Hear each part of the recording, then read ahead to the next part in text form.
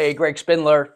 Let's talk about finding your niche part two.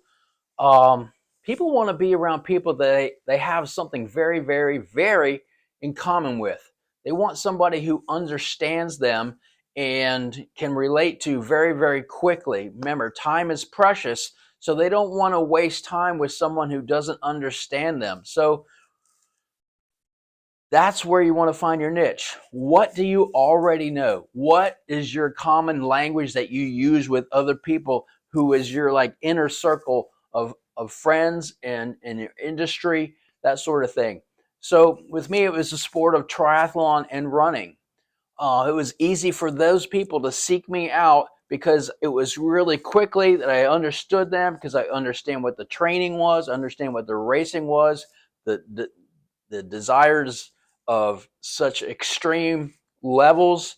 Um, Same thing with construction. I have a lot of clients that are in the construction space. Before I was became a therapist, I was in the construction industry. So I understand what the hard work is. I understand uh, getting up every day to beat the heat, what goes on in their body with shoveling, hitting the hammer, using a sledgehammer, being in a backhoe, that sort of thing. So I understand what's going on and can speak their language very quickly. Remember, people want to be around people that are just like themselves. So if you don't want to fake it till you make it, you want to stay true to yourself, so you can become you cut corners and make it go faster, so to speak. All right.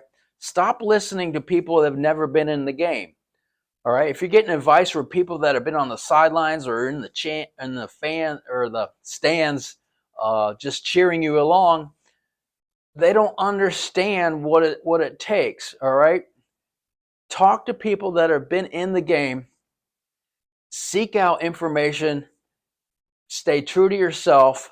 Find the niche that you know deep down. You just got to do some soul searching. What you know, and go out and get those people. Now, how do you get those people?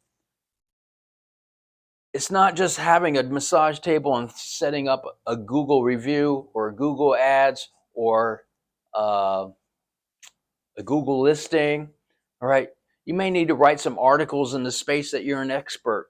You might need to go out and do a meet and greet. You might have to put on a workshop. You might have to go do a lunch and learn. You might need to join a BNI group, a business group.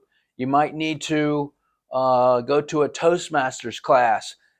You got to keep going through the trenches and build yourself up in the space that you already have common knowledge. I hope this helps. I'll talk to you soon.